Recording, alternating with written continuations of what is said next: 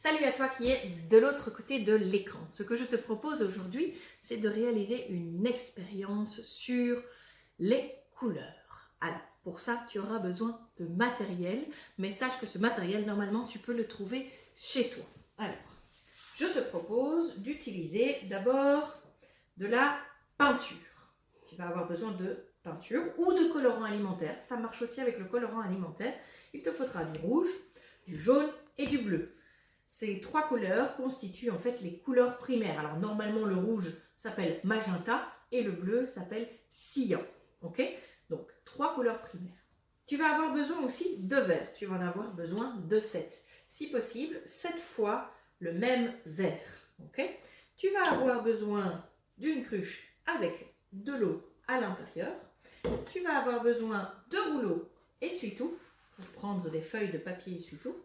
Et tu vas avoir besoin d'un petit verre avec de l'eau et une cuillère. Okay. Alors, commençons l'expérience tout de suite. Je vais d'abord placer mes verres devant moi, alignés les uns à côté des autres. Ah oui, j'oubliais de dire. Place tes verres à un endroit où tu vas pouvoir les laisser longtemps, parce qu'il te faudra plusieurs heures pour que l'expérience arrive à son terme. Donc, ne mets pas tes verres sur la table de la salle à manger, si tu vas devoir les bouger au moment du repas. Okay? Trouve-toi un endroit où tu vas pouvoir fixer tes verres, les laisser tranquilles pendant quelques heures. Tu peux demander à papa ou à maman quel est le meilleur endroit pour mettre ton expérience.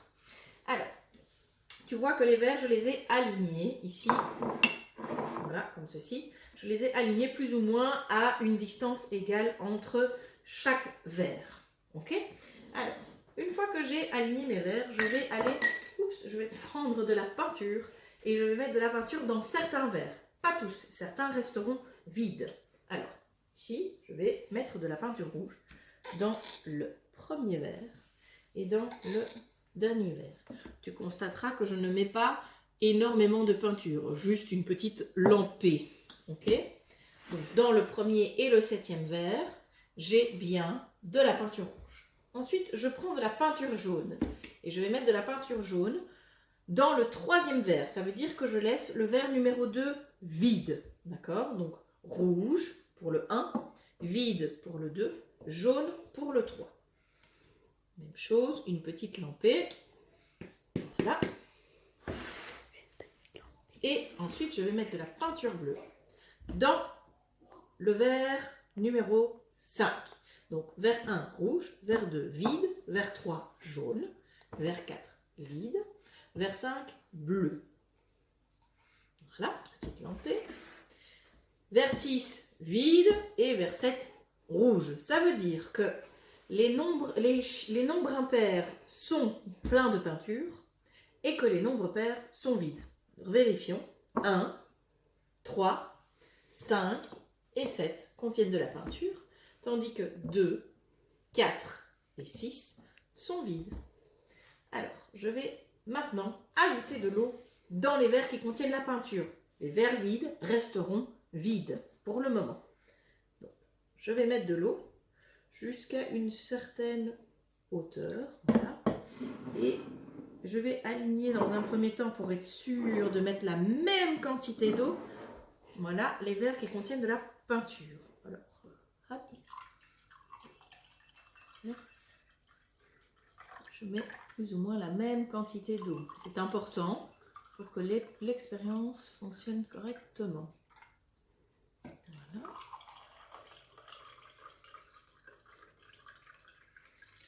Voici. C'est très joli d'ailleurs. Alors, je prends mon verre numéro 1 que je remets à sa place, mon verre numéro 3 que je remets à sa place, mon verre numéro 5 que je remets à sa place et le verre numéro 7 que je remets à sa place. Je prends ensuite le petit peu d'eau avec la cuillère. Alors la cuillère, en fait, elle est là uniquement pour bien mélanger la peinture et l'eau afin que la couleur soit bien intense dans le liquide. Quand j'ai fait ceci, je pense à rincer la cuillère. Au besoin, je prends un essuie-tout pour essuyer la tête de ma cuillère afin que quand je mélange dans le verre numéro 3, eh bien le rouge ne se mélange pas au jaune. Voilà. Même chose. rince, j'essuie. Hop. La peinture bleue.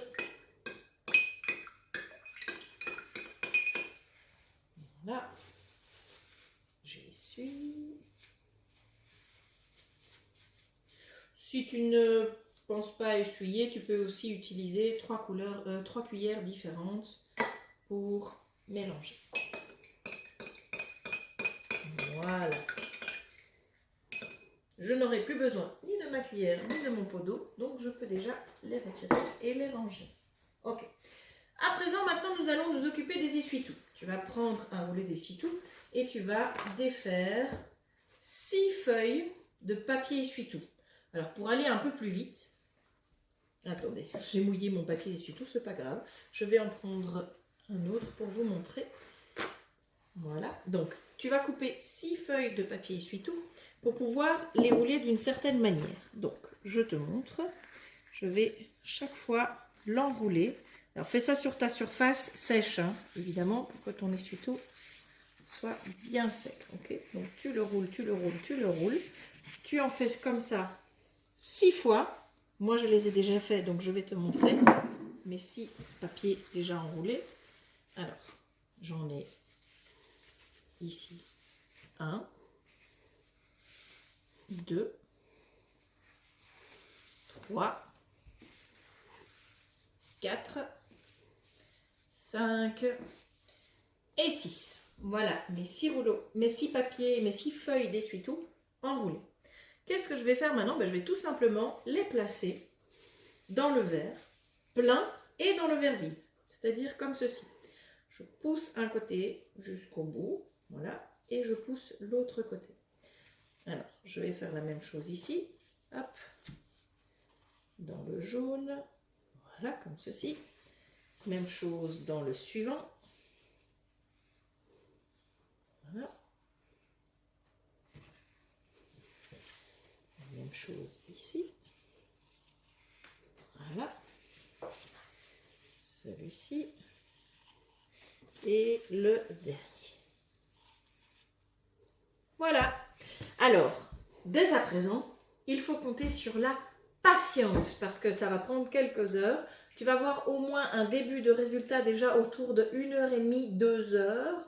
Et puis l'idéal, évidemment, c'est d'attendre au moins une nuit pour voir le résultat complet. Donc on se retrouve dans quelques minutes. Pour moi, ce sera dans quelques heures, ok, pour voir le résultat de notre expérience.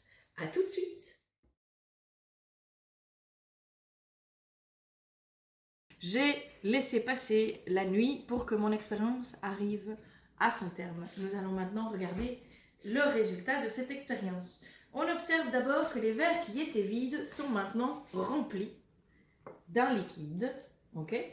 Comment cela se fait-il? Eh bien, je vais t'expliquer. L'essuie-tout a joué rôle de chemin, de conducteur, okay, au liquide du premier verre pour qu'il atterrisse dans le deuxième verre. Même chose pour le tissu ici. Donc, chacun des essuie-tout a, comme qui dirait, absorbé et conduit le liquide dans le nouveau verre. Ce phénomène s'appelle la capillarité. Et on regarde que c'est le cas pour tous les verres. Ensuite, maintenant, nous allons regarder, puisque notre expérience consistait à parler des couleurs, nous allons regarder maintenant ce qui s'est passé. Le liquide rouge est passé dans l'essuie-tout pour arriver dans le verre vide, ainsi que le liquide jaune. En se mélangeant, le liquide rouge et jaune sont devenus orangés. Alors évidemment, dans ce cas-ci, le orange est très foncé. Si nous observons ensuite le liquide jaune qui, de même, est passé dans ce verre-ci et s'est mélangé au liquide bleu, le jaune et le bleu sont devenus verts. Ici, le liquide bleu et le liquide rouge, même chose, sont arrivés dans le verre et ont formé une couleur qu'il s'appelle le violet. Donc si je reprends, le rouge et le jaune ensemble font de l'orange, le jaune et le bleu font du vert, le bleu et le rouge font de violet. Eh bien, ces couleurs qui ont été créées avec les couleurs primaires s'appellent les couleurs secondaires. Et tu sais quoi?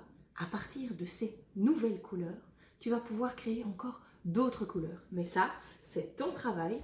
À toi de jouer à l'artiste peintre en mélangeant tes peintures pour voir ce que ça donne. Pour l'heure, mon expérience est terminée. J'espère que la tienne a aussi bien fonctionné que la mienne. Et peut-être qu'on se retrouve pour une autre expérience une prochaine fois. Je te fais des gros bisous. Je pense à toi. Reste bien confiné et prends soin de ceux que tu aimes. Salut, salut!